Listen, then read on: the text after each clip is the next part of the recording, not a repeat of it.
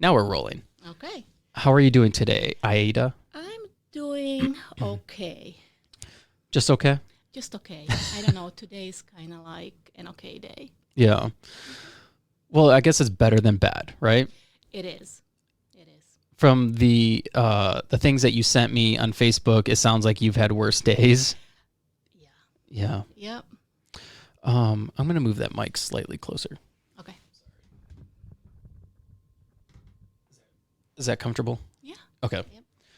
All right. So, you sent me a message on Facebook saying that you wanted to share your story because you were a war survivor and you came to the United States not knowing how to speak any English whatsoever. Correct. And I was like, yeah, I want to talk to you. That sounds very interesting. So, Yeah. tell me a little bit about that and where you're from originally, and then we'll get into like why you came to the United States. All right. So I was born in Bosnia. Can you move? I'm sorry. Can you move closer to the mic? Okay. I was born in Bosnia. It used to be Yugoslavia before the war. Okay. And when I was 10 in 1992, that's when the war started. And I grew up in a nice family. My dad was a businessman. My mom worked. She comes from a well-off family, and we had everything you can ever imagine. And then just one day, everything changed. What changed? The war started, and it felt like it happened out of nowhere. In Bosnia, we have three main religions. There's Orthodox, Catholics, there's Christians, small percentage of Jewish and Muslims. And during ex-Yugoslavia, everybody got along great. Nobody really paid attention to religion. You can just practice whatever you want and do whatever you want. And when the war happened, that's when it was kind of like a separation of religion. What inspired the war? What Um, was it religious based? It was religious based. It was based on taking over Bosnia. Bosnia was had like a mixture of religions, but majority was Islam. And then in ex-Yugoslavia, you have Serbia, Croatia, Montenegro, Macedonia, Albania. So there was all like a little states. Okay. And the war was to separate and for each to become a country instead of all being Yugoslavia. And Serbia wanted to expand. And so it was mainly attack on Muslim people, and the plan was to kind of just ethnically cleanse Wow. Bosnia. So yeah. So when the war broke out, how old were you? 10. You were 10. Yeah. Wow. And so what was that like being a 10-year-old? I mean, obviously you're living like a normal what you assumed was a normal life and didn't really have any fears. Right. Any known fears. I remember we were home and we heard the first bombs or grenades go off. And we were just like, what the heck, Everybody in a building where we lived started to panic and telling people to go down in a basement. So we all went down in a basement. And it felt surreal, like you're sitting there as a child and it's just kind of like, this is going to go away in a couple of days type of thing. You don't believe it's going to, be that horrible because you know all these people, you have your neighbors and, we're all going to be fine. Yeah. And it wasn't. It just started getting worse and worse.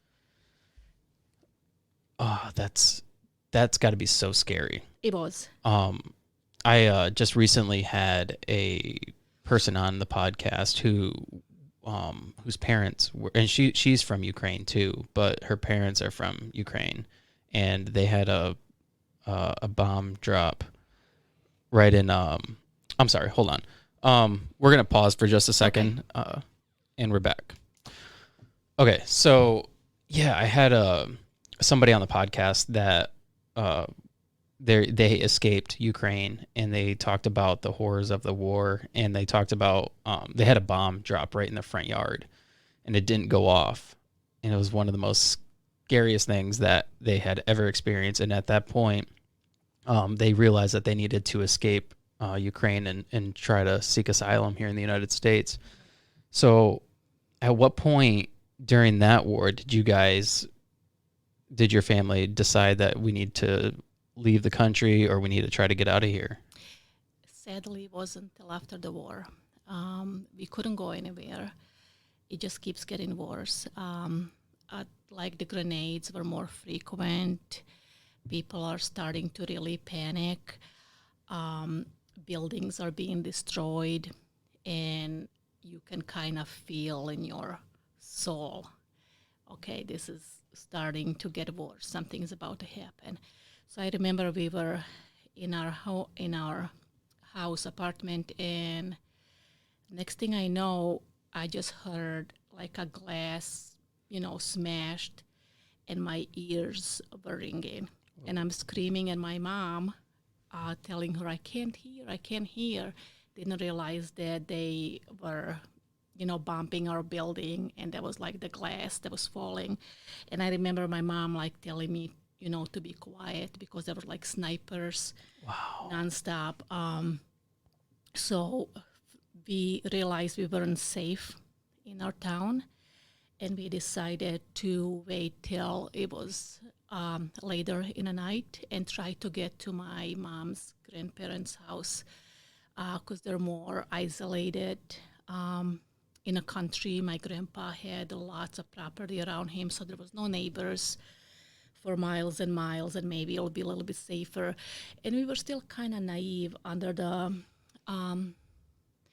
influence that this is going to be like maybe a couple of weeks. We can just hide out over there, and then everything is going to go back to normal, But like I said, it just kept getting worse and worse. So we made it to my grandparents' house, and we also took a lot of our neighbors with us. And we were there for a while. The neighbors ended up leaving and going, finding their families. And one breakfast morning, we were at they had 3 houses on the property. We were in one of the houses eating breakfast, and I remember my grandma coming and screaming, telling us we're surrounded and we need to get out.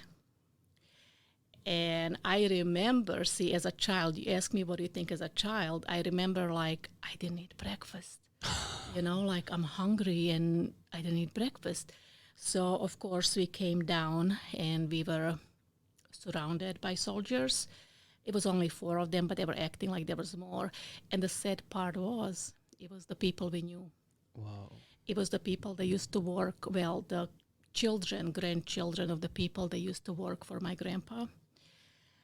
The people that my grandpa helped out, fed, gave pieces of land to build their homes. And I remember my grandma looking at them, asking them how they can do this. You just in disbelief that war mentality, how it changes people, and you go from friends to enemies so quick. It's amazing. It's just like a switch, Yeah. Like one day you're sitting together, you're celebrating each other holidays, and and next day you're looking at the person across to you who is pointing a gun, So we were there. It was hot summer day. I do remember that. It was July, I believe. And they were just telling us that they're going to kill us. So prior to that, they took my dad, my uncle, and the men of the family to concentration center or whatever it's called. Like a camp, like a concentration camp. And we didn't know where they were, but my grandpa was with us, and my brother, who was only 4 years older, so he was 14. And then I had like a male cousin who was also 14. So they were just, threatening to shoot us, to kill us, to bury us alive. And like I said, I remember just sitting there. It was hot. I'm thinking I'm hungry because I didn't eat breakfast. At the same time, I'm scared. Don't know what's going on. Everything was moving so slow, like you're in a slow motion. You just sit there and watch this all develop, and you have no idea what's going to happen. One of the soldiers took my aunt, who was a beautiful lady, beautiful lady, and he took her in the house. And next thing we know, she started screaming. And her mom went inside and kind of grabbed the soldier by his throat and threatened him because, he was about to rape her. And luckily, he backed off. So they loaded us up on my uncle's truck. My uncle was in hiding because he was younger. And as we were leaving my grandpa's property, the place where we spent every summer, faithfully, because my dad was a busy man, my mom was a busy lady, my aunt and my uncle, so we would all be there, all the cousins. Those are all my memories, really. Like the favorite place, the safest place to go is always Grandpa's house. And as I can see, we turn around and the houses are burning up. Wow. And they didn't let us take anything. We begged, like some clothes, maybe some money. No, they just end up, as we were sitting outside for hours and hours, some of them were already inside taking the stuff and, Oh my gosh. So, and then we were on a truck and they stopped us in this little town next to the property where my grandparents live. And they were just calling us names, spitting on us, and telling us they're going to bury us alive. That's it. My cousin had epilepsy where she would just start running. So she's up in the back of the truck trying to jump out. They wouldn't give her water. They were just saying, you don't need it. You're about to be buried alive. Until one of the soldiers from somewhere recognized that aunt who helped him back in the day, and he took us. Wow. In the last moment, literally. Whoa. As they were telling us how we're about to get off the truck and either get executed or whatever, they're just making all these threats. And he hid us in a house for a while till he told us we had to try to go to the Bosnian army side one night because they're coming to kill us. He cannot protect us anymore. So yeah. What's I might have missed it in the story, but what side of the war, or what side was the guys that you guys knew that was in the army that took you guys? They were Catholics, Christian Catholics. I'm not sure what religion. My family is Muslim. Okay.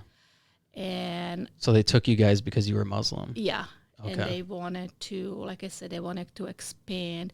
It's sad because it's like they just look like they were brainwashed at that point. Yeah. And it just happened, like I said, out of nowhere because we were such a great country. We celebrated each other holidays and went to weddings and parties and events, and just nobody really gave a thought about religion. Yeah. It wasn't something that you just even care till whatever reason this started happening. This is the extremist, right? Right. That is so crazy. So he ends up taking you to the safe house. And at that point, you guys stay there for a while. Yep. And then what? One night he came. Every night they would search the house looking for my brother and his cousin, and to put him in a concentration camp. They took my grandpa, by the way. And my family... So they took all the men? They took all the men, left my brother and my cousin, my uncle... Because you were kids? Yeah, my uncle was in hiding because they really wanted to get him. And they would come every night looking for my brother and my cousin.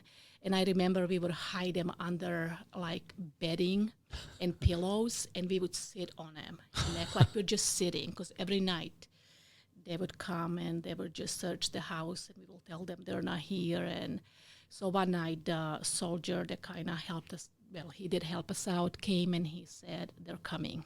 They're coming, you gotta go. Like, I can only hold them off for so long, you know.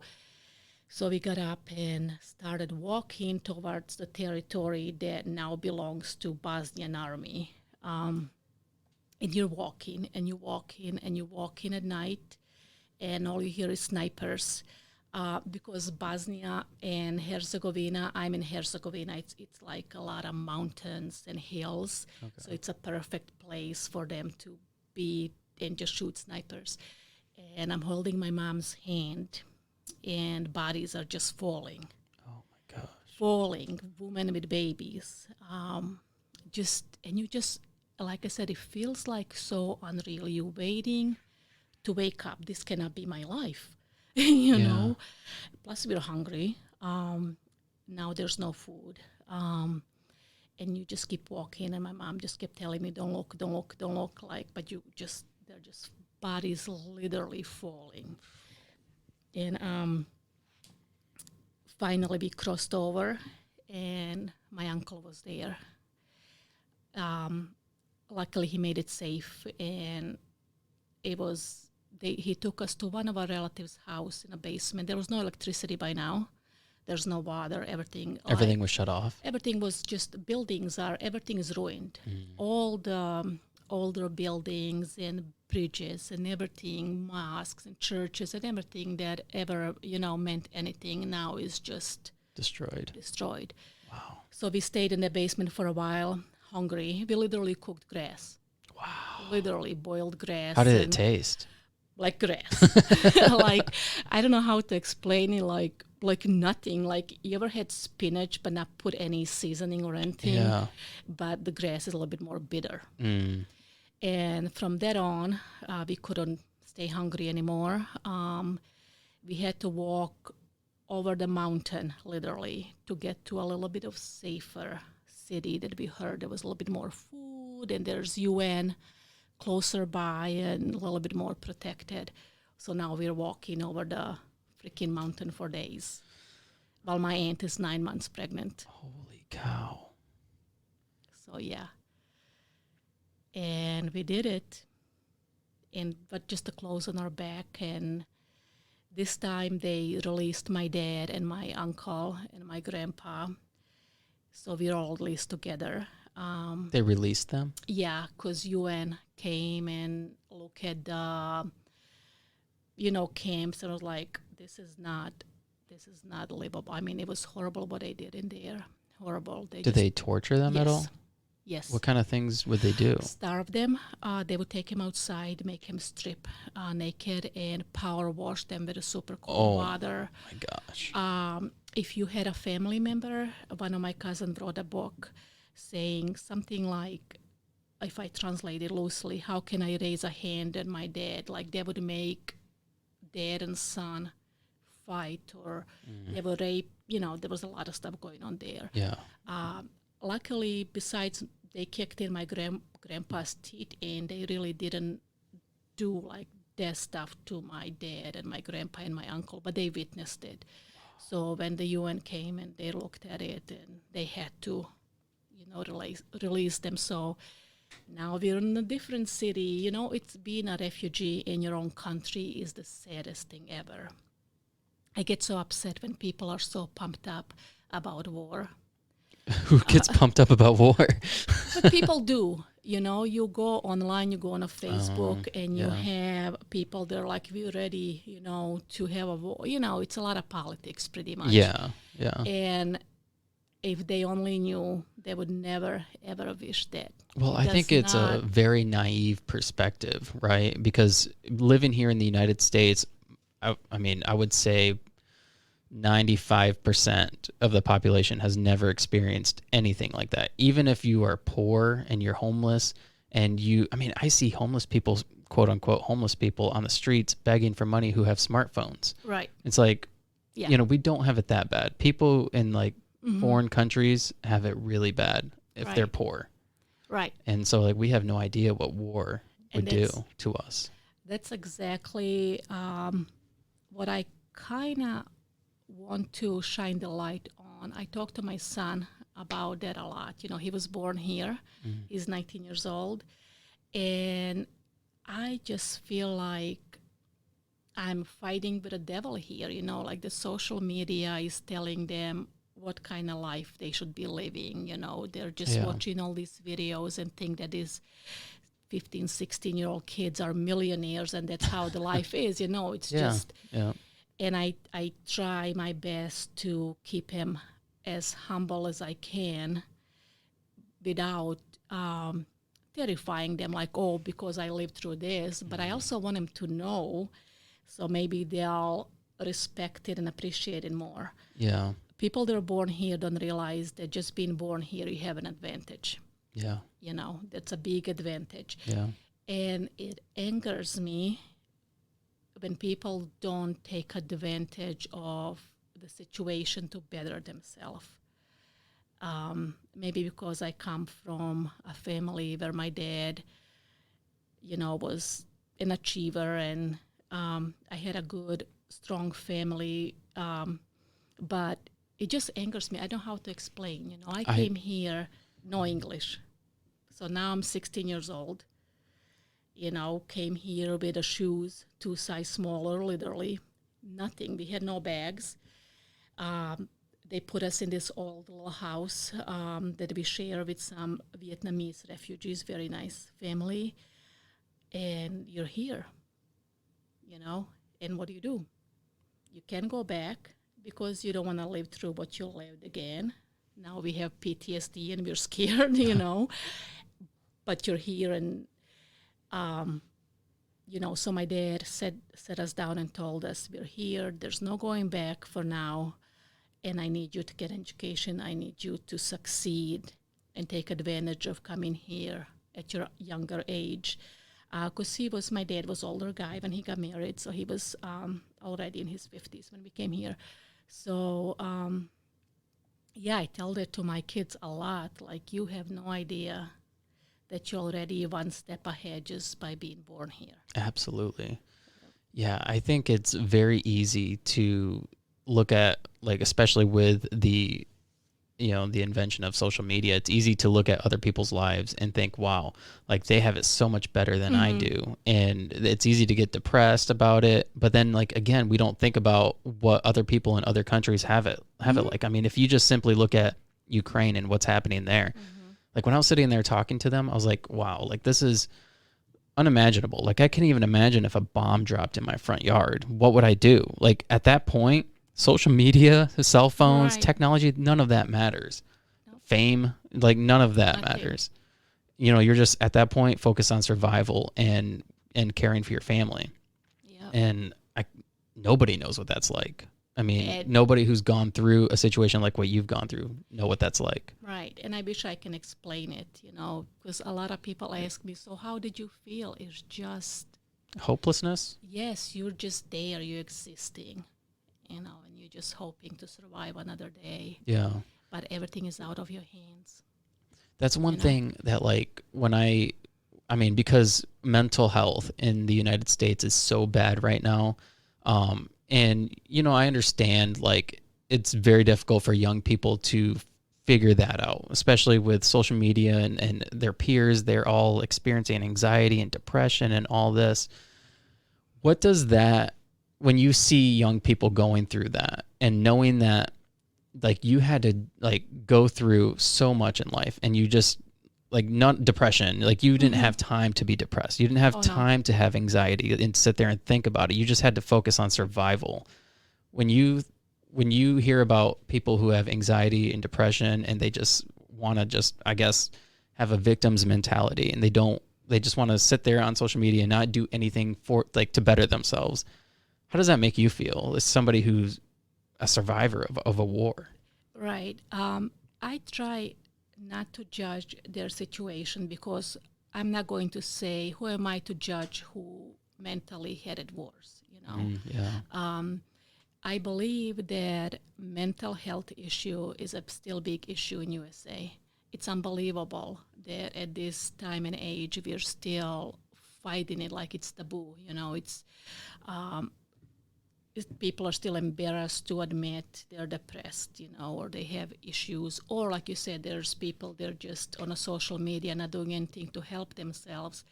But sometimes help is really not available because I know when we came here, nobody offered us any therapy. Right. Right. We're just supposed to, I guess, figure it out. So let me ask you this. When you came here, you said that you guys were suffering from PTSD, and rightfully so. I mean, because you were just in a war zone. I mean, oftentimes our veterans suffer from PTSD. How did you guys manage that? Because you said you didn't have the resources available. No research. And the thing is, a lot of people, and I want to say older generation, like in their late 50s, not older, they're not that old, but in their 50s, 60s. I heard a lot, they were under the impression that once you come to America, everything is handed to you. They're just giving it to the refugees. They're just living their best life, and it is so far from the truth. Yeah. You're here, and you're told you're on probation for 3 months, meaning they're going to offer you 2 jobs. No, they're going to offer you 3 jobs. 2 you can turn down, third one you can take. You cannot have any tickets or anything, with police. You're supposed to work. They give you Medicaid and food stamps for 3 months. That was it. So, but would that still be better than like if you were in a different country? Of course. Yeah. But what I'm saying is, I heard so many people say to me like, "Oh yeah, they don't have money for Americans. They're not helping Americans with this and that, but they're giving money to refugees." They're under the impression like we just come here and take, and everything is like, here you go, which is not. Yeah. It's really tough to make it. It really is. You have 3 months, like I said, and they decide if you're, so my parents... Who's saying that? Americans or like other people? No, that's the government. That's the rules that was in place. Right. But who's saying that if you come to America, you're just given that's stuff? A lot of people. I heard a lot of people say that. I read on social media, a lot of people complain about saying, they're going to let the Pakistanis here and they're just going to give them the money and the houses and this and that just to live here. And it's not like that. There's like a lot of hoops you have to go through and prove yourself that you're worthy of, staying here. Right. And which is, it should be, you can't just willy-nilly have people come in here. Right. But it's my biggest pet peeve, and what hurts my feelings the most is when people say, it was just handed to you. All you had to do is come here, and they give you tax breaks, and they really, they're under the false impression, and they're so intimidated by refugees. They're thinking they're taking our jobs. One thing that I found, because my family is from Honduras, and my dad is literally from Honduras, and then obviously like his siblings have come here from Honduras, and but the thing is, like, one thing I've realized, even like some of the kids that my daughter goes to school with, their parents, they've like, some of them come from India and like all these other countries. When they come here, they look at it as an opportunity, and it's kind of amazing to me because, and I'm guilty of it too. I was born here, but it's easy to take advantage of what we have and take advantage of our opportunities. Like, we know that, like, I know if I wanted to start a business tomorrow that I could, but am I going to? And most people probably won't, at least if you're American. But however, if you are like a refugee or somebody who came from a different country, you look at that as an opportunity to succeed. And most of them start businesses and they're extremely successful because they know that they don't want to go back, and they know how bad it really could be. And so they try to make their life here as best as possible. And that's exactly what my dad told me. You're given one shot. That's it. You can either succeed or you can fail and go back, and And really one shot for you guys, because I mean, like, for instance, if I got one shot, like, I don't really get one shot. Like, if I failed at a business, I could just redo it or figure it out. Whereas like or somebody who's a refugee, you get one shot. If you don't succeed, then you're sent back. Right. So yeah, you kind of come here and, like I said, you have PTSD. Everybody does, I'm sure. You don't speak any English. You're sharing a house with people from different part of the world, speaking different language. You're trying to get along. You're working these factory jobs. My dad was a businessman. He was a successful guy. Now he's working in a factory, but there was the sacrifices that they and we had to, endure and take in order to be a successful American. And now I'm an American citizen, with my own house and That's awesome. career and, went to college, all of this stuff. And I'm just amazed because sometimes I look back and it would have been easier just to fold. Yeah, Under the pressure, just to kind of like. Well, if you wanted to give yourself any excuse to not succeed, you could, because you're like, well, I had to witness people dying, had to witness, or I don't know if you did, but if you're in war. This episode is brought to you by Red Bike Delivery. This delivery service operates only using battery-powered, eco-friendly transportation. Red Bike Delivery is there for all your delivery needs, whether it's dinner for the family, flowers for your partner, or new houseplants for your new collection. Red Bike Delivery will gladly deliver those and everything in between. So what are you waiting for? Check out Red Bike Delivery on Facebook or Instagram for more information. Red Bike Delivery, because there's only one Earth. Like, you more than likely seen somebody die. Yes. And you've seen people like die of hunger, or maybe even just were murdered, or whatever it was. And that can be a crippling ailment for a lot of people. Like, if I see somebody die, I don't know how I would handle that, but I could imagine that it would affect me. Right. But you chose to not let that affect you and still become successful regardless. And without any guidance or any mental help, it's easy for people to become alcoholics or, Drown it away. Then that's, I still have nightmares. I've been here since 1996. And, 1998, I'm sorry. And when we watch certain movies, it doesn't even have to be a war movie. I try to avoid those. But it could be something that I would never think would trigger my PTSD, and it does. It could be just one scene or something they said or the way they sound, So years and years later, I'm still in the back of my mind scared. Every time America mentions going to war, and like I said, we're pumped up because, we have the biggest army and we're such a strong country. But I'm just panicking so bad. Yeah, because you understand the repercussions of war, and you understand what kind of effects it could have on. Now you have a son who could be drafted if we go to war, and you understand that. It's just to me, war means killings and everything I saw.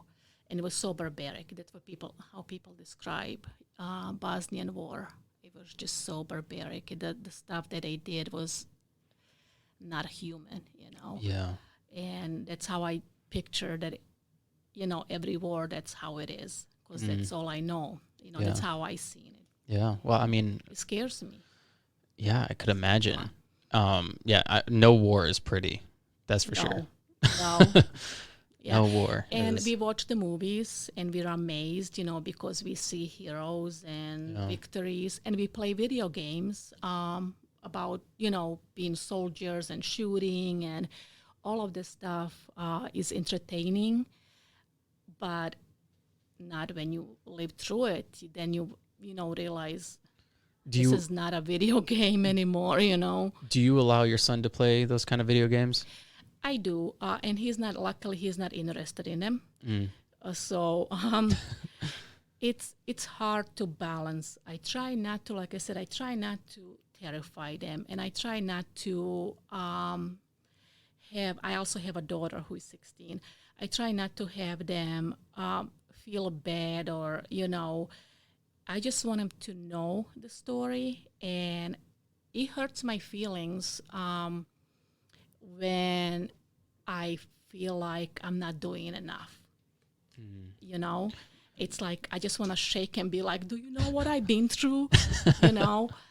There's always going to be somebody with a bigger house or nicer car or more money. Yeah. And I try to tell my kids that's not what measures happiness. However, if you have an opportunity to be successful, you have opportunity to get a degree, to start a business, take it. It's okay to live a good life. It's okay to have a nice house and drive a nice car and go on vacation. That's all what I like to do and what my family likes to do. Don't be embarrassed by it. Yeah. But it's not, they take it to the extreme, like it has to be like we see. Yeah. Well, I mean, again, going back to like how bad mental health is here in the United States, like it always looks like, like if somebody has a nicer house or a bigger house or a bigger car, that like they have a really good life. However, like you don't know how they are mentally or how they are emotionally. Like they might not be doing well at all. Right. Like, yeah, they may have all those things, but are they truly successful? Like, are they just working a job that they absolutely hate to work? Are they living are they in this cycle of life that they cannot get out of and they don't like at all? Are they truly happy? Yep. And, I think it's easy to, kind of compare yourself to somebody like that. Like, oh, I want that, it's just materialism is all it is. We're so consumed by it because it's shoved in our faces more than it ever was. Yeah. When you watch the YouTube videos and you have a 16 years old YouTuber influencer, showing you this fabulous life that might not be true. And it's a poison. It really teenagers. is. It's a poison to kids, and it is one of the biggest causes of depression lately. Yeah. We're so consumed. We want to keep up. We want to compete. We want to be those people, and show off. And the reality is completely different. Yeah, that's one thing. Like, I mean, I don't want to like brag about myself or anything, but like with our house, when we bought this house, it did not look this way. Right. And we've actively, like over the years, tried to change it. We put the stone on, resided it, did the landscaping. But it was like one of those things that, like I had a thing in my head, like, okay, this is what I want it to look like. But you work hard at trying to change that, then you have a greater appreciation for it when it's done, as opposed to like if you were to just buy into it, you bought the house and it was already like that, you don't appreciate that. Right. I think that helps so much when you work hard for something. Right. I think hard work and earning something helps with mental health. I think that I think with instant gratification, today that's a huge thing, because you see the YouTube stars, you see the famous podcasters or the famous whatever. Yeah. And you're like, wow, like it looks like they got that overnight. Right. And Instagram models. And yep. And, you think they're an instant success, and really they worked hard to get there. Right. And people don't realize that. But, yeah, I think it's important to work hard for what you want, and then you'll truly appreciate what you do have. Right. But it is a struggle that I hear a lot of parents also are struggling with it. Our kids just being so consumed with the material things. And absolutely. What do you think could be done about that? I mean, because obviously it's like almost like a cycle that you can't take it back. Like our kids are already involved in like YouTube. My daughter watches YouTube all the time. I say the same thing all the time. Like this is not good for her to be watching. Yep. But it's like, how do you can't stop it. No. It's a force that's unstoppable at this point. Yeah. My husband absolutely hates social media. He's American, and he hates texting. He hates, and I think about it a lot. He's absolutely right. He complains about when we text and I argue, and he said it's just conversations are not the same anymore. Then we pull out the text message and use it again. Later, like you said, it's just becoming so overwhelming. I wish, that we could control what's put on social media, but we cannot. Like you said, we're not going to change that. Yeah. So it has to come from home. We have to limit amount of the time they're spending on internet, check their phones, and check what they're, and it's easier said than done, because when you have teenagers and they're quiet for a while, you're like, okay, thank God. But then you don't know who they're talking about. I keep telling this to my daughter. nonstop. You don't know who is behind the other side. Yeah. It can be somebody who put a picture that looks like a 16, 17-year-old boy. Yeah. It could be, Yeah. it's a lot of danger there too. So it has to come where we as parents control the time our children spend on social media and spend on internet.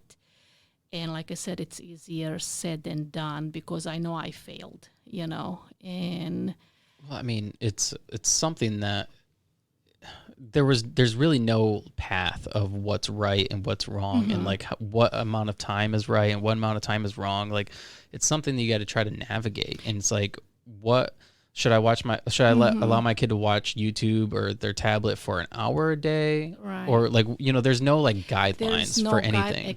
and it's our reality. This is not going away. It's just getting bigger and bigger. Yeah. And kids don't play outside anymore. No, they don't. They don't go to the movies. Why? They can just sit home and watch it on laptop and not move, Yeah. They, they don't experience real life outside of the virtual world because everything is now online. Everything you can order your food, everything.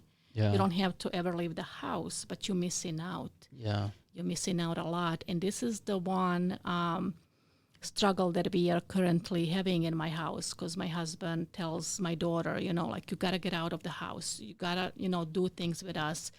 And he's been preaching about it. He's way better at setting boundaries than I am. Like I said, I failed. But I think about what he said a lot lately, and he's absolutely right. Like, we're just using touch with reality. It gets exciting when you post a picture and you have tons of likes or people. And it can be used as a good thing, social media, for a business promotion, for me. Even then.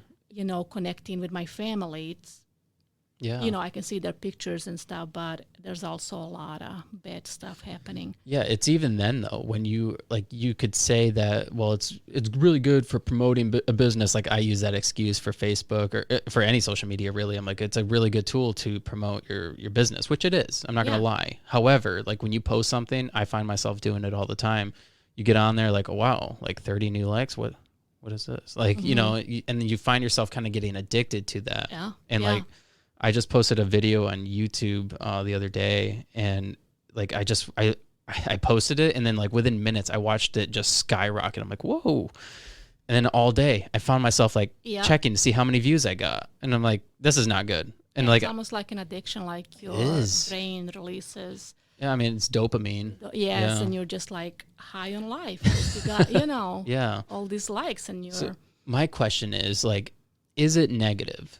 Because obviously, most of society is online now, and we're kind of moving to that world now. Right. Whereas, like, we even have like these what do you call it? You put on the glasses. What are they called?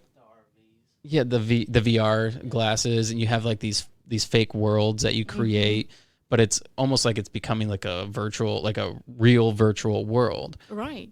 Like, would you say that that's negative, like a negative experience, or is it just like the next phase of evolution for the human being? That's a tough one. I do believe it's negative.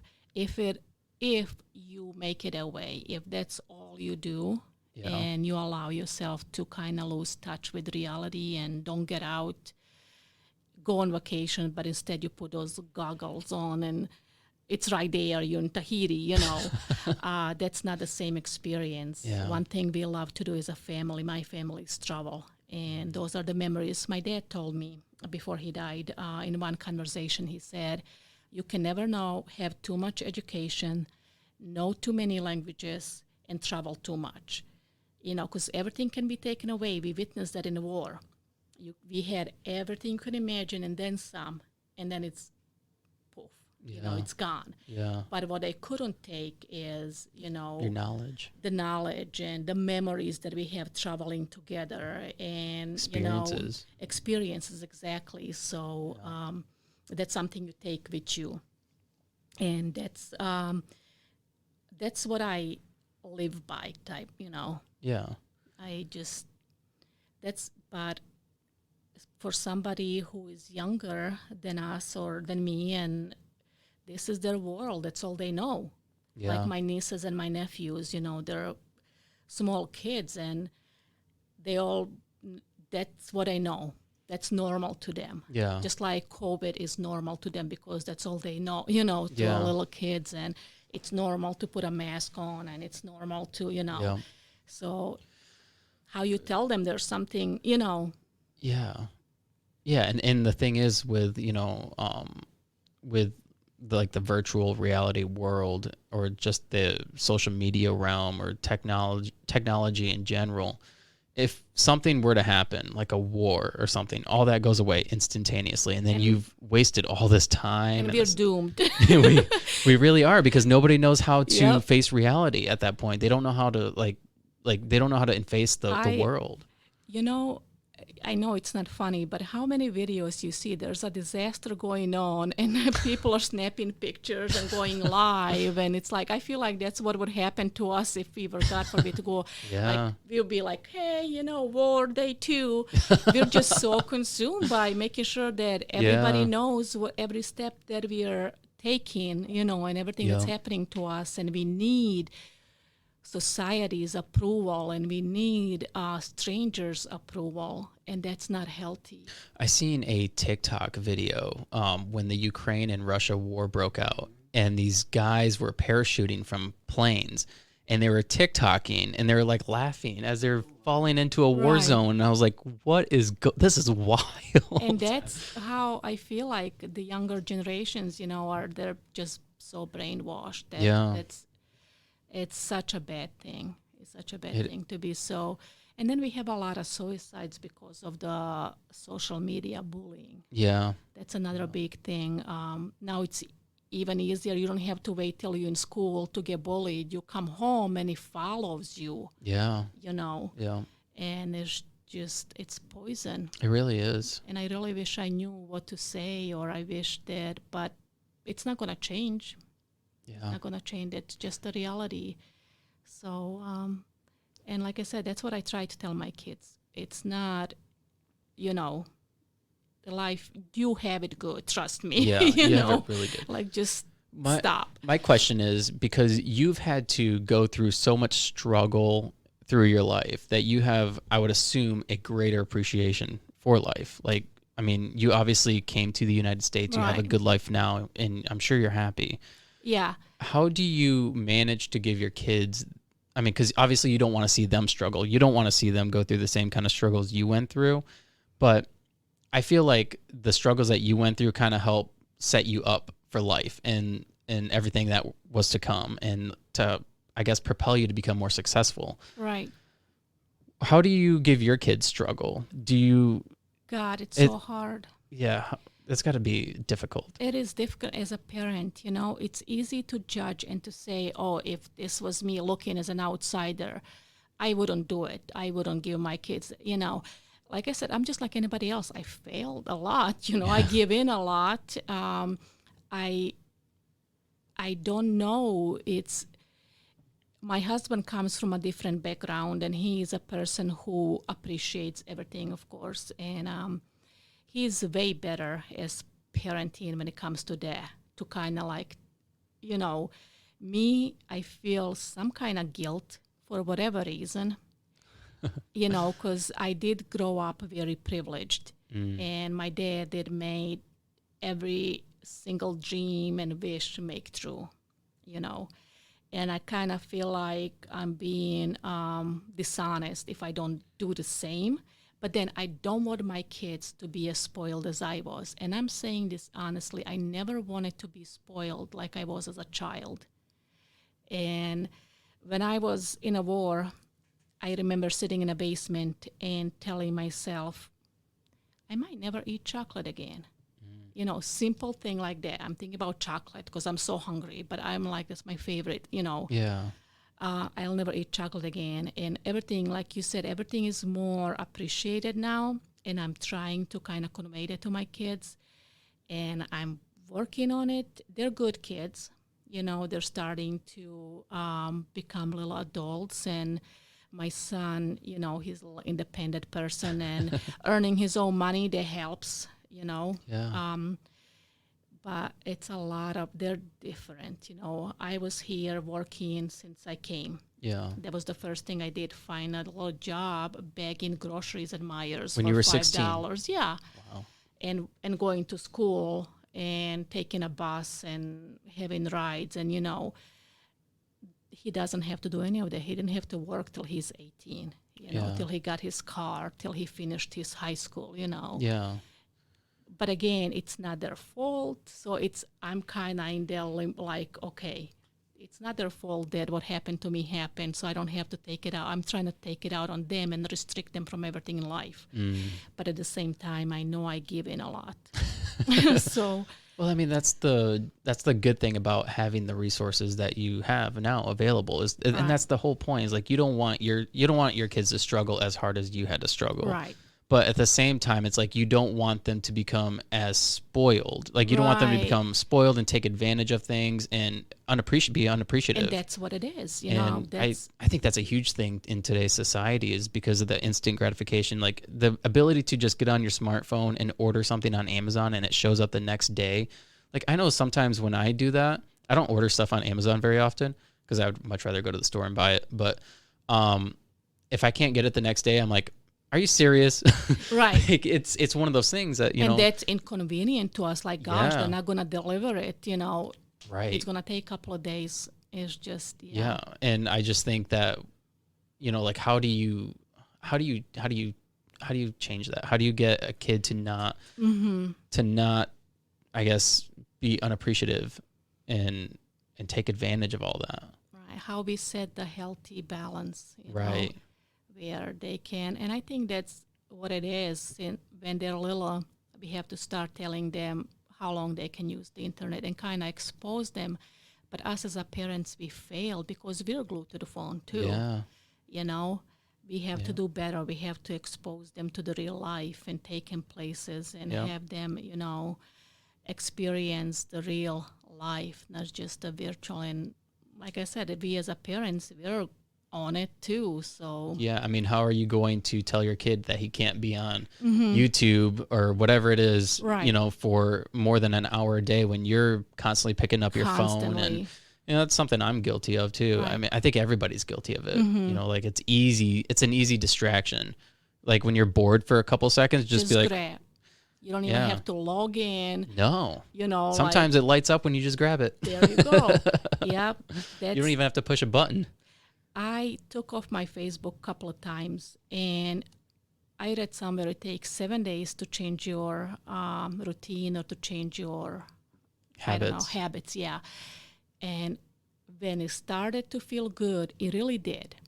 I felt like I wasn't reaching for my phones. Like I can be in a morning meeting, with 10, 12 managers, and I look around and once in a while somebody kind of picks up the phone like, and it's just, you're in a meeting, you're like a professional sitting there and you're just thinking like, oh, somebody liked your picture, somebody viewed, Yeah. And we respond immediately. Yeah. So when I took it off for a few days, it started to feel good.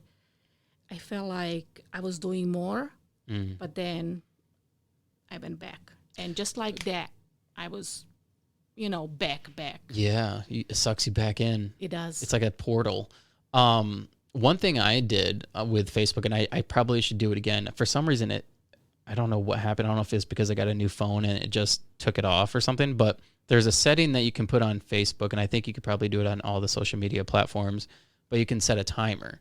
So whenever, like I set it for 5 minutes a day, because I figured like if you're scrolling on Facebook for more than 5 minutes, like, because the way I do it is like I'm like on there for a couple minutes. I'm like, okay, this is boring. Get off.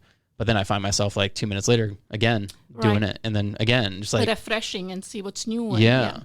But I figured if you set a timer for 5 minutes a day, like that's a decent amount of time of scrolling. You can figure out like what's going on, and that helped me tremendously. I found myself like, because it would just at first, I would use the full 5 minutes. It would go off, and then I couldn't access Facebook anymore. But then I found myself only like using like a minute or 2 minutes a day. It was pretty remarkable.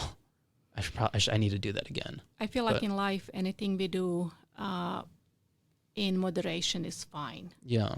I believe that to be true with everything, even with religion, everything with moderation.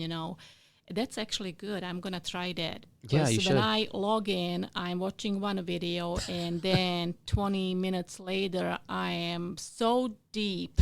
I don't even know what I'm watching. You start watching Yeah. cute dog videos, and now I'm watching a camel give birth, and, it's just, you just keep clicking the next and the Yeah. next, and you're so sucked in. So that's Yeah. actually a good idea. It's a really good idea to put timers on your phone, even if you just put a timer like on your.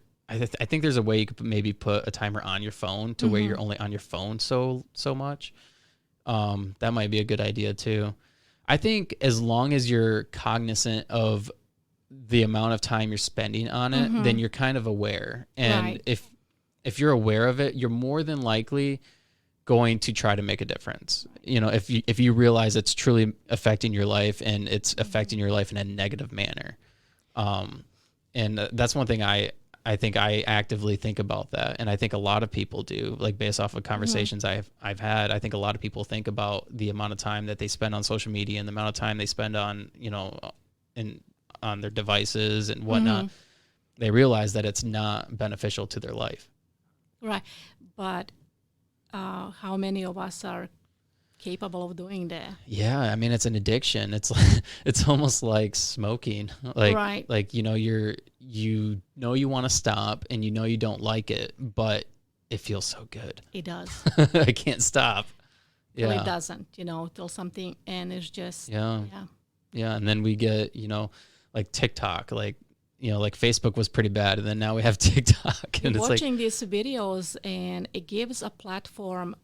I think what's also, really nice, it just gives a platform for regular people like us. We can just make a video, and you don't even have to do too much. Some of the videos, you watch, it's like they're so dumb, but they're funny. And you're just entertained by other people's lives. Yeah. Literally, So you don't have to be a celebrity to be popular anymore. Yeah. Just, No, there's been people. I actually had a guy on the podcast who had like 100,000 views or 100,000 followers or subscribers, whatever you call them on TikTok.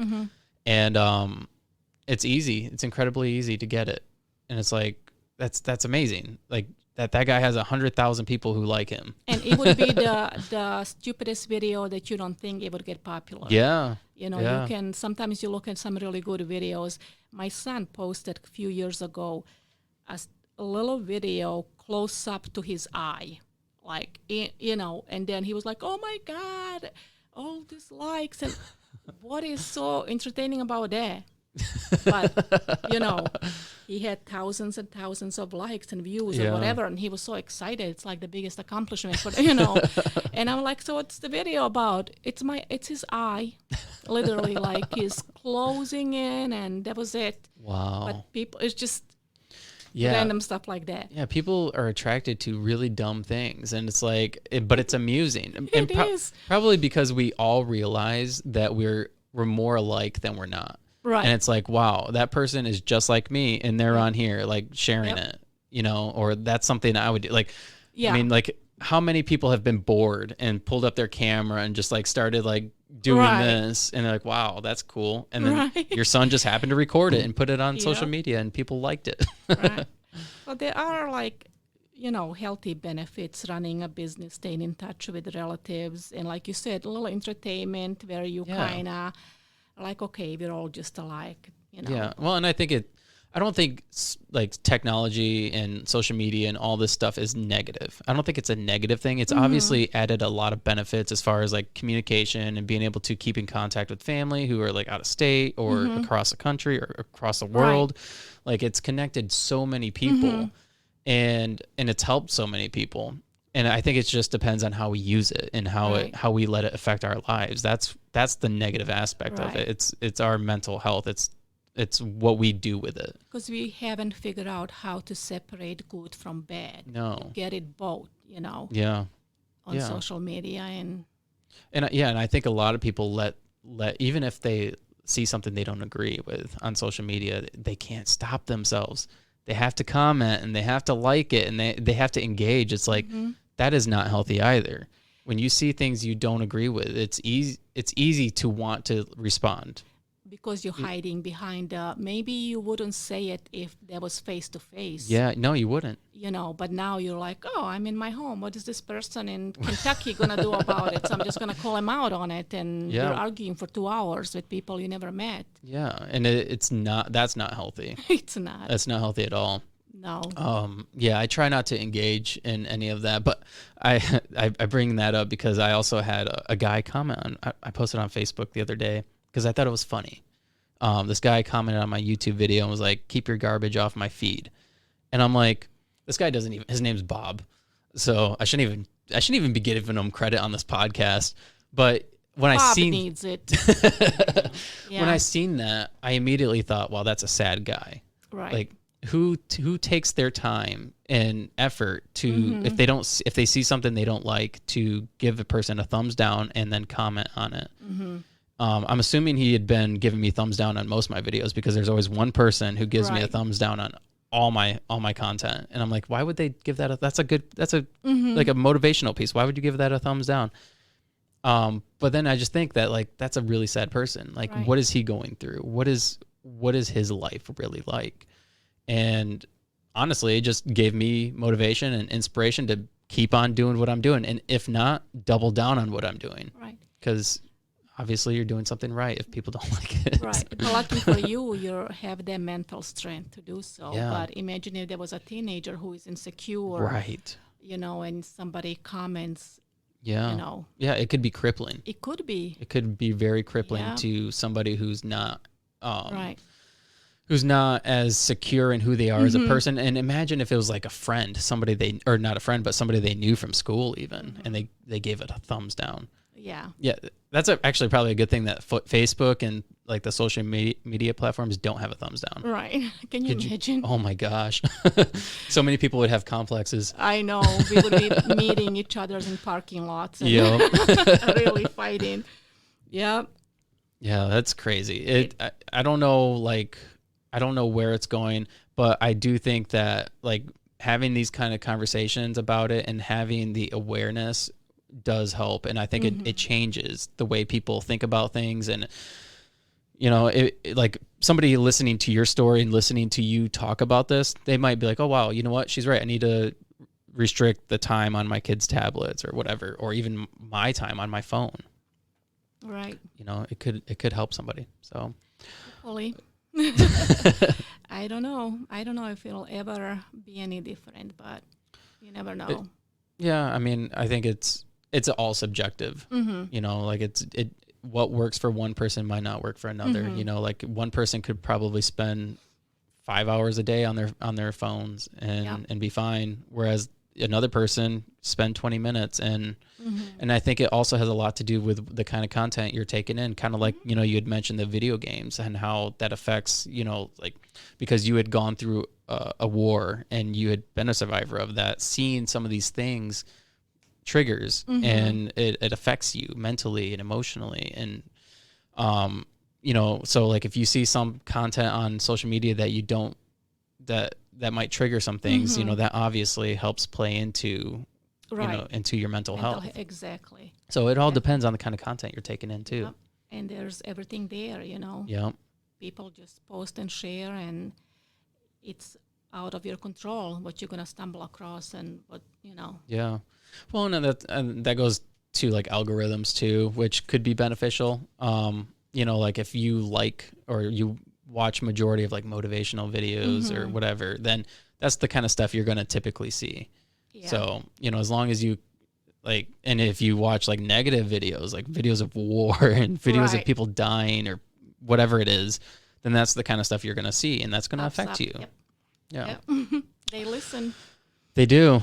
You ever talk about something and then your Facebook is suggesting to buy it? Yeah, it's scary. It is. Did you actually, they covered this on a podcast I listened to, but they covered the terms of service for TikTok.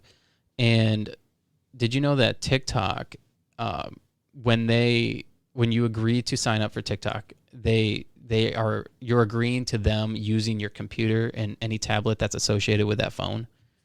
So, you know how like Facebook, for Right. instance, like they know like when you're looking stuff up on Google, and that's why you see some ads too. They also listen to you talk. But yeah, TikTok does that too. So Wow. they know like what you're looking up on. Like you may not use your kid's tablet, but it's somehow connected to your phone. So they can take that intellectual data and use that. Wow. It's insane. It is. It's very insane. I've been staying away from TikTok, but it now comes on a Facebook Yeah. and a little short videos, Yeah. and next thing I know, I'm watching it.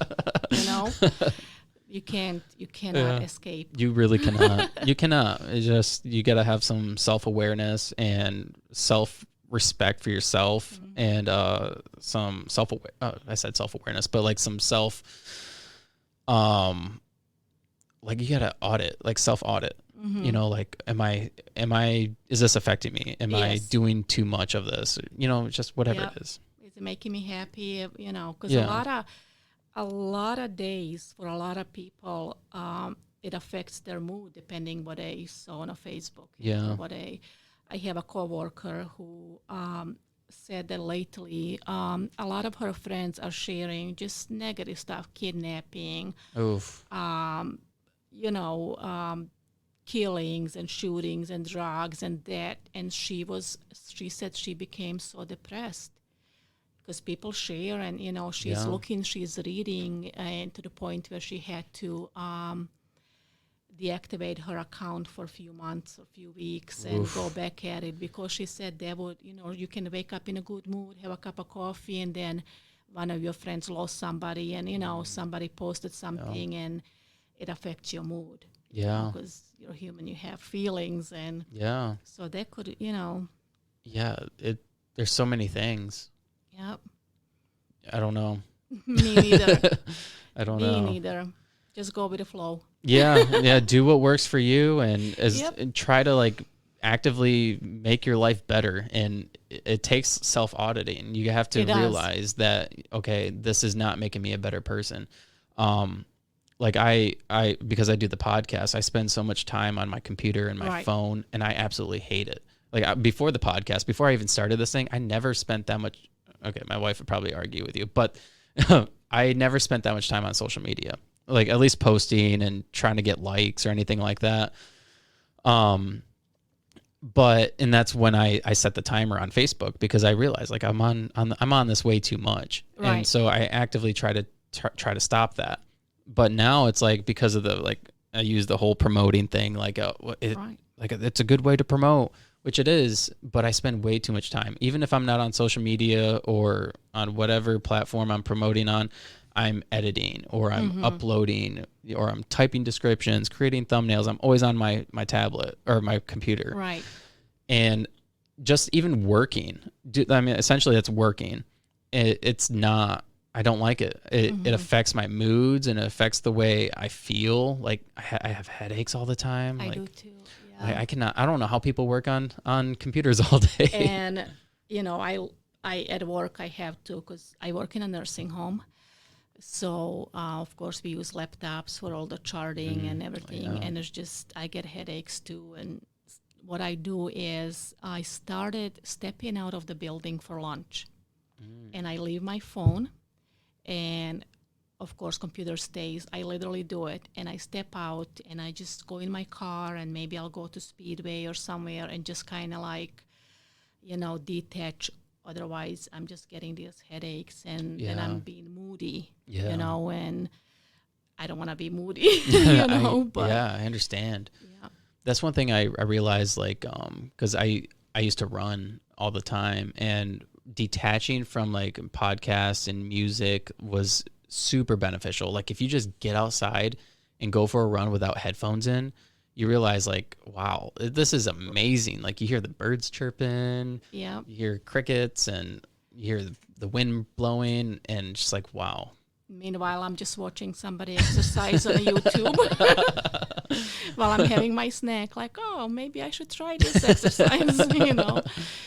But yeah, I do believe it can be successful if you're mentally strong. Yeah. And if we teach our kids to be mentally strong and prepare them to be mentally strong, because if we don't, the, virtual world can destroy them. Yeah. Can destroy them mentally. Well, I mean, you're setting them up for failure. So if we have those conversations, keep having conversation about a healthy amount of time and building their self-confidence, so when somebody is being a bully on a Facebook, they don't, it does not affect them to the point where they're depressed or they want to hurt themselves or they become subdued, Yeah. But it's like you're...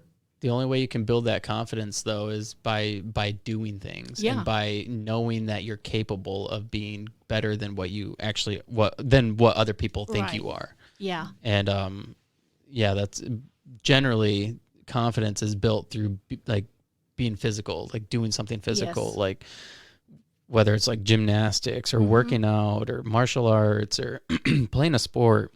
Yes. Because then you're good at something. Yep. Or even music, like being a musician or whatever, like having some sort of hobby that that you're good at helps you know that you're not a piece of crap when somebody on Facebook tells you suck. Right. Yep, you gotta be, gosh. And people can be cruel. Yeah. People when I first got a Facebook, boy, I had things to say. When I look back at those memories, sometimes I'm embarrassed. I just want to delete it. Like, why was I so angry? What was that? But it was a new thing. It was exciting. And it gave me the feeling like, if I'm going to bitch, who is going to stop me? Right. Like I'm just going to put it out there. So it's my Facebook. And now, when I look back, like what the heck was going on with me back then? That is really funny. But that goes to show that you grew and you, like some people, they still do that. They started doing it when social media was new and they continue to do it. Those people I have to unfollow. And where does the energy come from? I don't know. To argue and argue. And I mean, I don't know, I guess my husband would disagree with that because he'll tell me that I argue with him via text message and I have energy for that. But, you see people on the Facebook arguing with different strangers every single day. Yeah. Who cares what they think, But people can be cruel. I read some cruel comments and had people like comment on something and just, wow, like they go for a throat. Yeah. And if you're not mentally strong, I can see why people get depressed. Yeah. And all of a sudden, this opinion of this person that you don't even know matters. Yeah. Yeah. And like we said before, if they saw us in a person, they probably wouldn't say things like that, but they're hiding behind the screen and it's easier to bully and to, Absolutely. Yeah, that was one thing that for me, like doing this podcast, I had done it for over a year and I had all positive feedback from doing the podcast. Like nobody ever came at me for anything. Like people were always nice.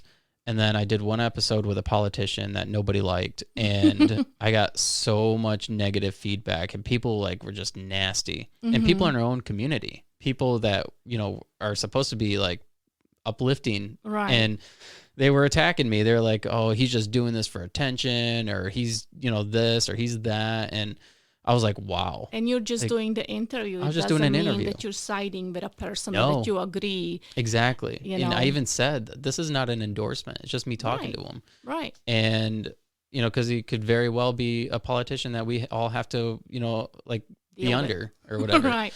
And it's like, why not talk to him? But the thing is like people will just jump on this wagon and because they don't know you personally, or they know that they can just get away with saying it because they're not in your face. They would never say this to your face, never say that stuff. No. But because they're behind their screen, then they feel comfortable to just tear somebody down. Right. Because it can be anybody or they, yeah. It's sad. It really is. And, I try not to, I don't engage in stuff like that. Like I don't ever post anything negative, because it's not beneficial whatsoever to anybody. And I try not to engage in negative feedback on my stuff. And if I do, it's more or less me like post like that whole Bob thing. Like, hey, I commented to him and I was like, hey Bob, thanks for the thanks for the feedback. It helped motivate me. I'm going to keep doing what I'm doing or something like that. Right. And it's like, I know he's going to think about that when he sees that. And also other people are going to see that and they're going to see that like, okay, he responded in a very short but positive manner. Like he didn't shoot back and say, oh, screw you, Bob, Right. because that's not beneficial. No. That's not beneficial to them. It's not beneficial to you. And it's not beneficial to anybody who sees that and reads that. Right. Well, good for you, because I'm very opinionated, and I used to get into a lot of like, I just wanted to say what I have to say, but now I literally look at it and I'm thinking, is it worth it? The energy, is it worth? I don't even know this person, or why do I care? Well, you're not going to change anybody's mind either. And I stopped. You know, I don't want to waste my energy trying to prove my point to somebody who,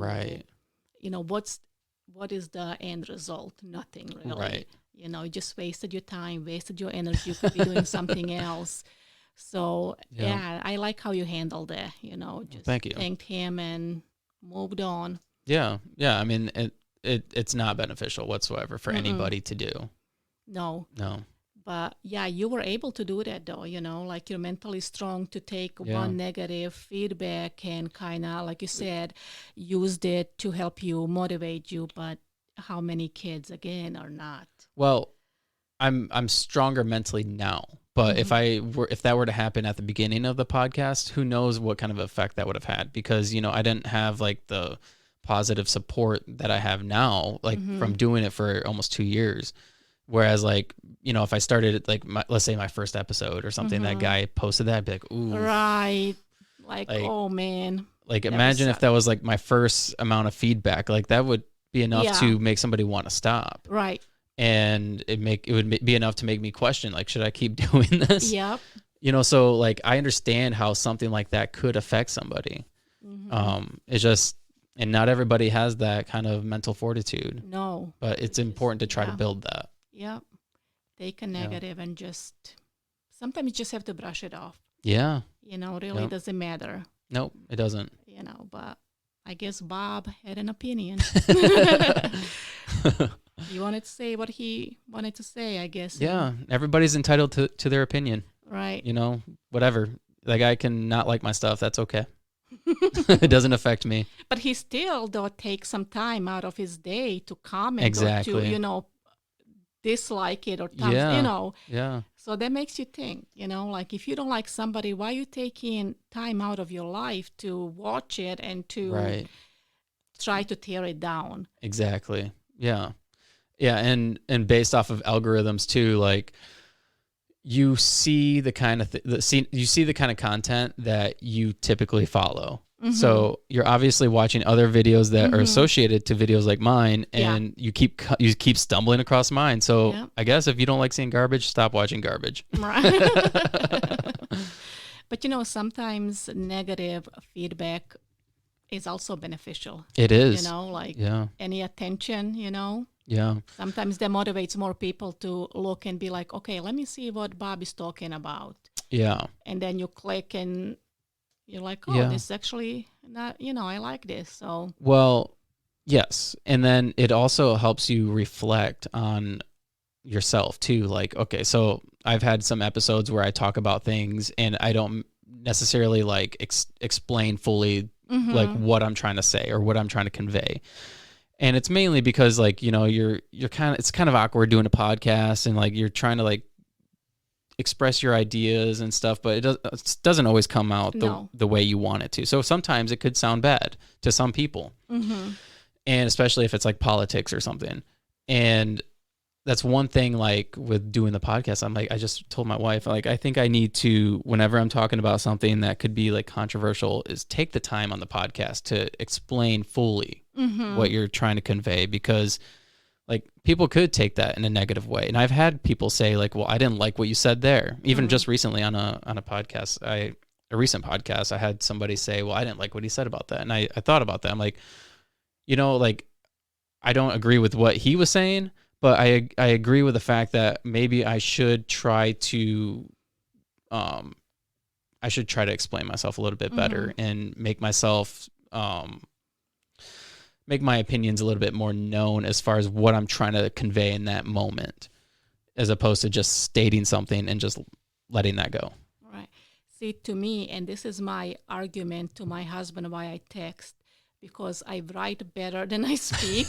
And I feel like if I put it in a text, like I get everything out there. Yeah. But sometimes when I try to speak, it's like I want to explain something, but the words are not just coming. I don't know how. Right.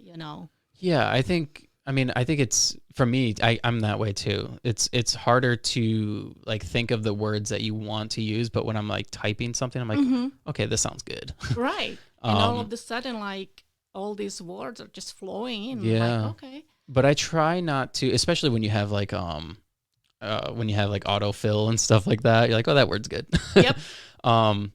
But I try not to like argue over text or fight over text, because I don't think that's beneficial whatsoever. And mainly because like tone is everything. When you're trying to talk about something serious, it's like you need to be able to hear that person's voice, and they like, if you could be saying something that's totally innocent, and your husband could take it the wrong way. And you know what? That's exactly what he's been trying to say for a while. You might not think it this way, but just when he's reading, it comes across, Yeah. So yeah, that's one thing that I guess I have to work on, is to speak more. I cannot sit here and judge people spending time on social media arguing. Then I cannot, I'm like texting my husband and arguing, doing everything that he is absolutely right about. Just either wait till I'm home or call me. Yeah. Because this is just not. And it just affects the rest of your day too. Like if you get into a little fight when you're at home and you're going to work, and then you got to go the rest of your day like festering, like, oh, I should say this. Right. And then you start typing it, and then you send it, and then now you're in this little feud back and forth. Like one thing, I'm sorry. No, go ahead. One thing I think I've tried doing just recently, because I used to get into like little arguments with my wife over text, like I don't want to argue with you, but I just want to say this, right, type of thing, and then it just, obviously it's like argumentative in a sense. So like now what I try to do is I try to mention, like, I understand the way you're feeling, and I'm sorry that you feel that way or whatever it is. And then I explain that, I love you and I'm whatever. And then I want to talk about this, or let's talk about it later or something like that. But like, I want her to know that I love her regardless. Right. That way she's not like all day, like thinking about like he's a freaking asshole. I want to say this, I want to say that, I want to say this. Cause I just feel like if you leave things on a bad note, for one, you don't know what could happen, to that person, but like, you don't want that person's day ruined either. Right. Yeah, it's definitely damaging. And then you pull the message back and you read it, reread it. The person is not there to defend it, so in my head or my husband's head, he's reading it like, I work in a factory, and so it's monotonous. It's the same thing over and over and over. You put a couple parts on a car, then you go to the next car. You put a couple parts on the car, you go to the next car. It's the same thing over and over. So it's mindless. And so it's easy to get into, and she works there too. Okay. So it's easy to get into a cycle of like just festering on your emotions and the things that were said maybe the night before. And then you just start like, I've caught myself doing it. That's why I'm saying it, is like, I've caught myself like in the middle of a text and it's like a paragraph long or 3 paragraphs long or whatever. Yeah. And then you realize that like, this is not beneficial. It's affecting my day. It's affecting my coworkers around me. They see that I'm upset. And then it's also affecting her, because they know, like, her coworkers see that she's upset, and then she's not having a good day. Like, I don't know. I guess I see the way it affects me, and I'm like, I don't want it to affect her that way too. So I try to like apologize for what I did wrong, mention what I did, but then also reassure her that I love you. Right. And it seems to work.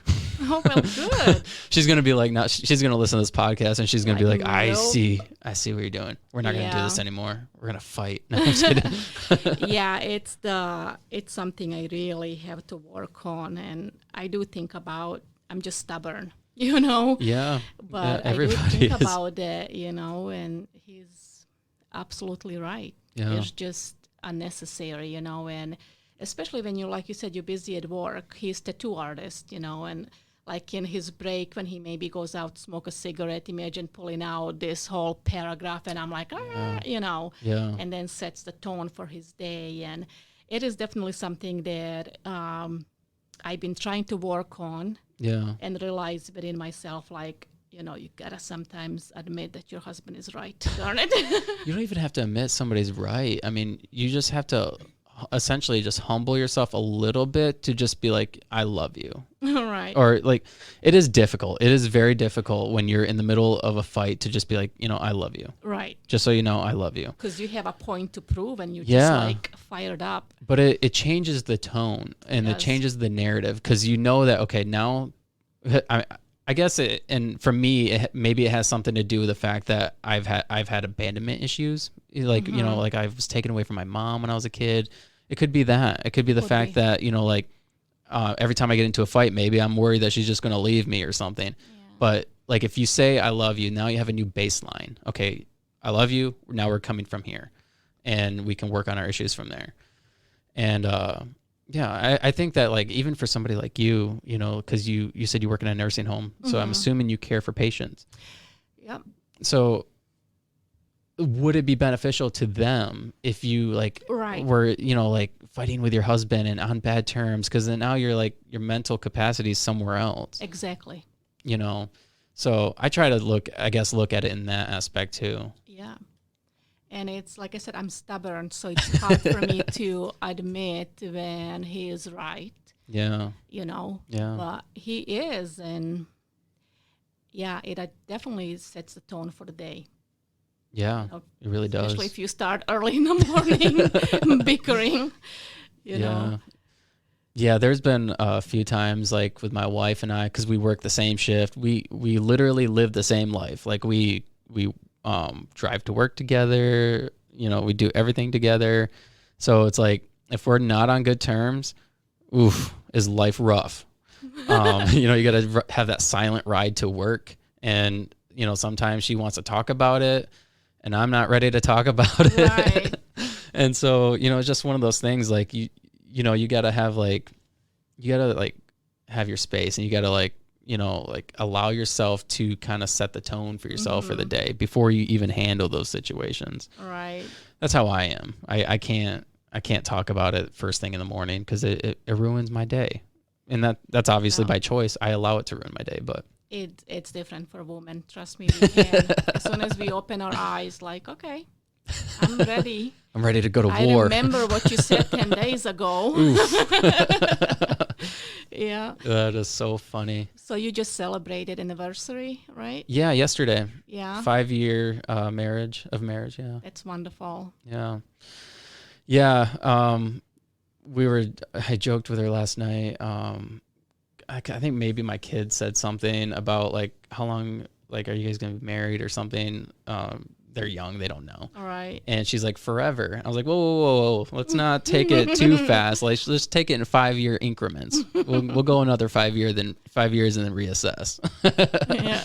Just joking. But right. no, yeah, it's been great. It's been, our relationship's been pretty good. That's good. Yeah. That's good. Yeah. You definitely learn, the longer you're in a relationship with someone, you just learn like how to become a better person. Some people don't. Some people allow their relationships to get worse, or they allow themselves to become, I guess, I don't know. They fight more, or they like allow themselves to get upset easier, and like it's difficult. Like being married can be very difficult, but if you have like the right kind of mindset and you want to like always like progress, then, and you both want to progress, then. And that's the key. That's the key. It has to be both, Yeah. It takes both people to to be in a marriage but only want to try. leave, Yeah. and it's the end. So Yeah. Both have to try. yep, Yeah. And if you don't try, then that is the end. that If one is of them isn't trying. right. Yeah. And there's always ways, there's help out there. There's marriage counseling, Yeah. couples counseling. I don't agree with marriage counseling, though. You do not. I do not. Why? I think it's set up for failure. Wow. Okay. Yeah. I never heard anybody say that. Why do you think so? Well, I've gone to marriage counseling before. Okay. And I don't think it's beneficial. My wife and I actually just talked about this recently because I don't know why we talked about it, but I just remember like when her and I went to marriage counseling,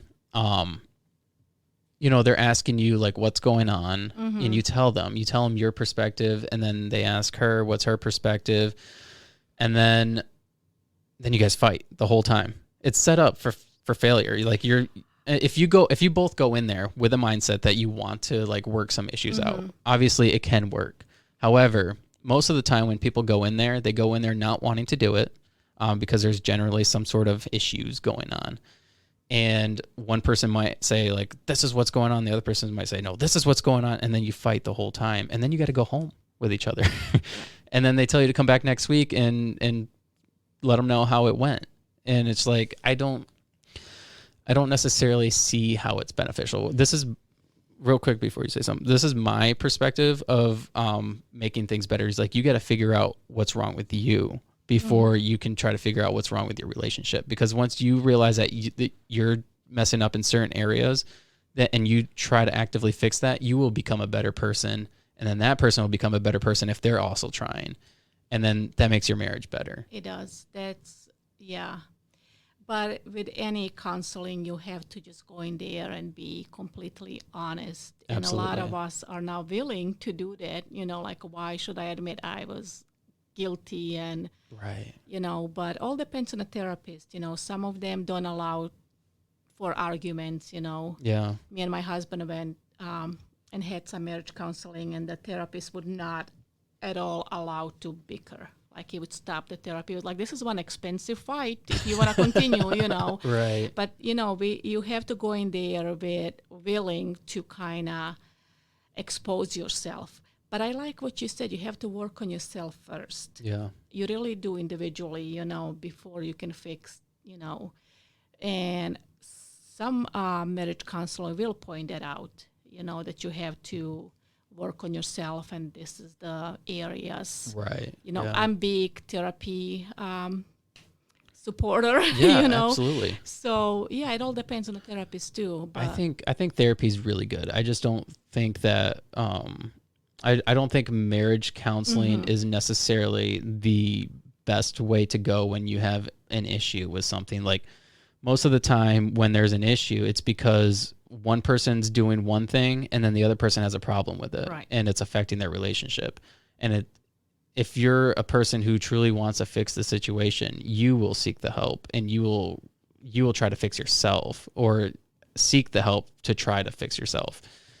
And that's one thing like I realized when we went to marriage counseling, is that it didn't work for us. The marriage counselor didn't work for us, because we would leave and then now we'd be in a bad mood for the rest of the week, and we'd treat each other like crap for the rest of the week, and it just wasn't beneficial whatsoever. If anything, it made things worse. And so, and it could have something to do with the fact that like I wasn't willing to try to be open-minded about it. Or, I don't know what it was, but it could be, it could have been me. But when I went to therapy on my own afterwards and talked about some of the things I had gone through in life and worked out my own issues, it made me a better person. And then it made my relationship better. Right. And it made me have a greater appreciation for our relationship. And like, it just was way more beneficial than the marriage counseling. And sometimes it's hard to even admit some things in front of your spouse, Yeah. Compared to going alone. Yeah. Because it could be intimidating. Like, okay, I'm going to bear my feelings out here, and they're gonna see my weaknesses, and so I can see. I really liked it that you said that you worked on yourself, and Yeah. I think that's great. Yeah, I think it's very important. And again, that goes back to the self-analysis. Like you have to realize that like I don't like the person I am and I need to actively try to figure out why I'm this way and then try to change it because you're not just going to change. No. You know, you can't just change like that. Like you need somebody to help kind of guide you, put things into perspective, and then give you the tools that you need to become a better person or to strive harder at things or figure out what your life goals are, you know, whatever. Takes time. It takes a lot of time. Yeah, it's not that easy, you know. No. We all wish it, but really it does take a lot of time to actually execute the idea. Yeah, that's one thing that I don't know, like in today's day and age, you see so many, like the divorce rate's extremely high, and it makes you wonder, like, do those people do that? Are they self-analyzing? Are they realizing that, okay, the problem in the relationship's me, or this is the part of the relationship that person doesn't like. I'm doing this that person doesn't like, and then it eventually just causes us to get a divorce. Are they just taking the easy way out, or are they like actively trying to, because at some point they loved that person, right? Like at some point they cared about that person enough to want to marry them, Right. more than likely. And it's like, when things got hard, did you try, or did you just give up? Right. And I feel like a lot of people do take an easy way out because it's easier now than it was ever, you know. Yeah. And people used to really fight to stay married, and now I'm not saying to stay in abusive relationship like people No, some that's people different. do, but I feel like we just easily give up to you know. Yeah. And Well, I mean, the grass always looks greener on the other side. Like you think, oh well, if I just divorce this person, I can find somebody different who's better. right. You know, but that person may have a whole different set of problems, or you might be bringing a whole different set of problems to the next relationship. Exactly. If you didn't fix yourself in your first one, the one or whatever, then you're just kind of transferring everything to the next one, and you're going to continue with issues. And unless you change yourself. Yeah. Yeah. Again, it goes back to self-analysis and being self-aware and just actively trying to become a better person. You know, life shouldn't be so complicated. You just make it, you know? Yeah. It's unfortunate because, like, I do know people that are really good people, but it's almost like they're it's almost like they're a victim of themselves. Like they put themselves in situations that purposely like affect their lives in negative ways.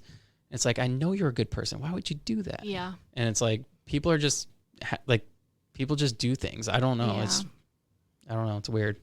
Yeah. It becomes harder and harder to see yourself and admit your faults. And I don't know why, you know, I'm guilty of that, and I see that a lot. We just, you know, it takes a lot of courage to say you're wrong and say you're sorry. And I don't know. I guess we all need help. We all need Dr. Phil. I actually just watched one of the Dr. Phil's episode where he said, if you're leaving a marriage and you look back and you tell yourself you have tried everything and your heart feels at ease, then you're ready. Wow. And that kind of makes sense because sometimes we just walk away or we just, you know, without really putting any work in it. Yeah. And then there's a grieving process and we're sad and, you know, but if you really worked on everything that you could and you feel like, okay, I gave it all and you're at ease, then you're ready. Yeah. But how many people do feel that way before they walk away, you know? That brings me back to like how many people try, because like obviously like bad relationships, you know, can occur over like years and you get into this pattern. But if that other person sees, you know, like let's say they're not trying and you're not trying, but then you like actively make a choice that I want to be a better partner. I want to have a better relationship. That person's more than likely going to notice that. And if they don't, then I guess you tried. You've tried everything. Like if you've tried to become a better person and they're just like still like standoffish. But generally when you see, like if I see my wife trying to be a better person and she wants to do something nice for somebody, I'm like, yeah, like that makes me feel good. Like I'm on board, you know, and I want to actively be better too. And it's yeah, I don't know. So it's like, did you try? Do you feel like marriages have become disposable Absolutely. in relationships? Yeah, Yeah, absolutely. I think so too. You know, like I said, I feel like people used to fight harder, you know, and Yeah. forgive more than we do now. Yeah. Well, especially here in the United States. I don't know how bad it is in other countries, um, but it seems like obviously it's socially acceptable to just get a divorce. Right, You know, like it's so easy to. I mean, within 6 months you can be single right, again. right. But even in like just dating relationships, Mm-hmm. you know, like I had a friend who was kind of talking to a girl, and there were some things that he didn't like about her, and they were just like minute things, like things that didn't even really matter. Like to me, I'm like she had a dog or something. He doesn't like dogs. Didn't matter. Yeah. And then I don't remember. There were some other things too. Oh, like she didn't have a car. She just rented a car, and like she just drove this rented car every week or whatever. And I'm like, that's Okay. that's a deal breaker for you. Like for me, that's like I look at that as like a way to possibly, like, if I get into a relationship with her, to try to like maybe help her, like to try to talk her into maybe buying a car instead, Right. or instead of wasting money on a car that's not hers. Or it's not a deal breaker, but it's like it's so easy to just be like, I don't like this about that person, and Yeah. then try to find something else. Yeah, And it is. And hence the social media, you know, yeah, you can just look and yeah, I mean, you don't even have to leave the room to cheat anymore. no, You know, leave the house yeah, because I do believe the mental cheating is same as physical, you know. yeah, I even think it's worse when you like um, telling somebody something so intimate about your life and sharing who is not your spouse. I feel like that hurts worse, you know, because that should be our conversation. That should be what I know about you, you know about me. right, And then it's so easy for people now when you mad at your partner to hop on a Facebook, and I'm sure there's some exes and some people that, you know, wanted to yeah, talk to you, and just kind of you find yourself pouring your emotions out and yeah, becoming emotionally, um, vulnerable yeah, to that person. and attaching yourself to the person, and Yeah, that hurts. You know, there's a lot of situation that I hear a lot of people say, "Oh, I open up her or his phone," and you know they're hurt when they read the messages. do you And think that that I'm glad you mentioned that. Do you think that's a good thing, to go searching through somebody's phone? you know what? It's never a good thing to do that. But if you don't, you know, it is not. But there's if the person did something wrong, and if the other person makes more secure to look through the phone for a while, I don't know, I guess I would do it, you know, like here Yeah, there's nothing to hide. right. But at the same time, you know, people can look at it like, so you don't trust me, like this is something private, this is something, you know, Uh, and you want to go, I don't know, I don't think it's ever a good idea, because you're always going to find something you don't like. I mean, yeah, we can get upset over, you know, significant other liking a picture of somebody else. yeah, You know, and next yeah, thing you know, you're arguing like, why are you liking her picture? You know, who is right. she? And Yeah, so I don't think it's good, but you know, I never have a problem. Of course, my husband never asked for that. He would never, you know, I would snoop through his phone in a second, you know, and that's there's why nothing to find, but you know, um, but yeah, I don't think it's a good idea I because you don't think will. it's healthy. Mm-hmm. Going back to the whole healthy and technology thing, like you said, you will always find something that you don't like. Mm-hmm. Um, it's not healthy to want to actively search through somebody's phone, Mm-hmm. because if you're searching through somebody's phone, you're looking for something. All And right. like if you're looking for something, you're going to find something. Find some exactly. And like you said, it could be something as simple as liking a picture, or Mm-hmm. who knows? Or Who knows? somebody said hello even though you didn't respond. It could you'll Yeah. find Why is she something. messaging you? Yeah. You know, or why did he message you? You Mm-hmm. know, whatever it is. It's so easy. I used to do that. I used to sneak through my wife's phone when we first got together, and like it was not healthy. Yeah. Yeah, it's not good. In fact, that was one thing she would complain about, is because like she'd feel fine with me going through her phone, but then like I had a lock on my phone. She didn't know the password. Not that I was hiding it, but it's just like I had a lock on my phone. Now, like I don't have any locks on my phone. You can just swipe it up. Somebody steals my phone, I'm screwed. Yep. You know, like they got everything. But I don't think like if you're in a relationship, it should be like this personal thing necessarily. Like that's my personal property. It's private stuff. You have to make your significant other feel so secure that they don't feel like they need to grab the phone. You know, I guess we all go through insecurities. I went through insecurities a lot, especially my husband being a tattoo artist, and you know, he's working mostly with female clients, and there's a jealousy, of course, and I would want to look through his phone, but after a while not finding anything, and after him actually showing me that he wouldn't, you know, do anything, and there was, you know, I stopped. I don't even feel the need to, you know, touch his phone or anything like that. It doesn't. And how does that make you feel as his significant other who's like, can I go through your phone? Can I look at your phone? Can I look, you know, like that can't feel good. It doesn't. You know, like wanting to search through somebody's phone. Like if I wanted to look through my wife's phone, I don't think I would feel good about that. Right. It doesn't. You know? It makes you, you know, exactly. You're just putting yourself down type, like, then they accuse you of being insecure, and now you're defensive, and it's just, and you kind of give them a reason to hide things. I don't think it's a good thing, even because I guess I'm under the philosophy if somebody's going to do something, they're going to do it regardless. Yep. And you looking through their phone is not going to change anything.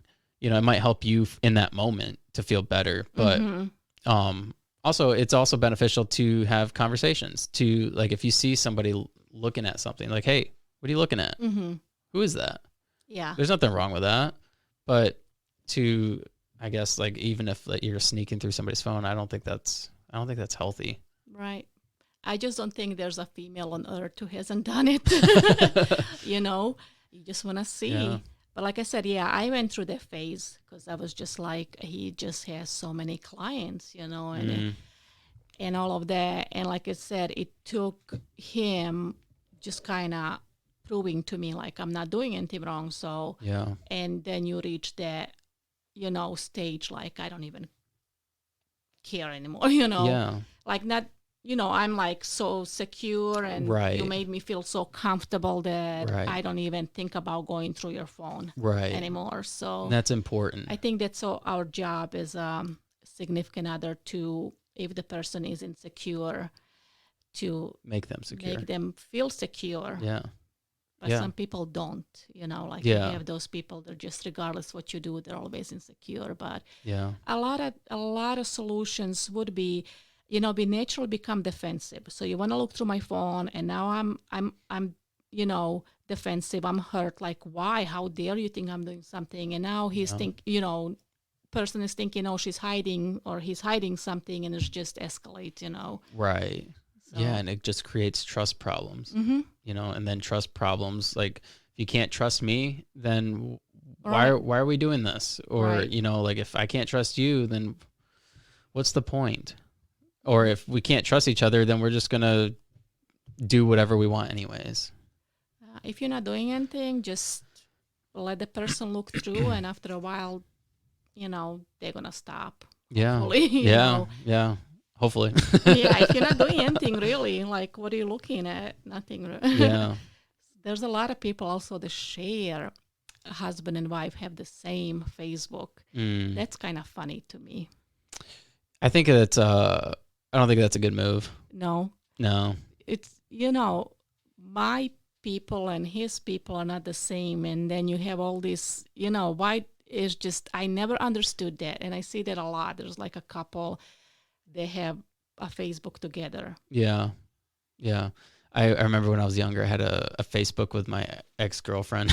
It was the dumbest thing ever. I was young and dumb, but yeah, I don't think it's a good move, you know, because like you need to have, like we mentioned the whole privacy thing with your phone, like, but that is a sense of privacy. You know, when you have like your profile, for instance. You go to your profile and you see like somebody's accomplishments, like where did you go to school, like how old you are, whatever it is. Like it's almost who you are as a person in the social realm.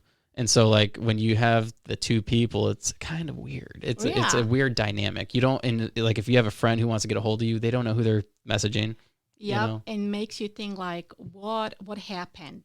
Yeah. You know, Yeah. what happened? Like you look at a couple, like something must have happened for He must you. have cheated on her. Yeah, that's just the mentality of people. We immediately assume something. Yeah. You know. Yeah. Yep. Yeah, that guy must have commitment problems. Let's have a Facebook together.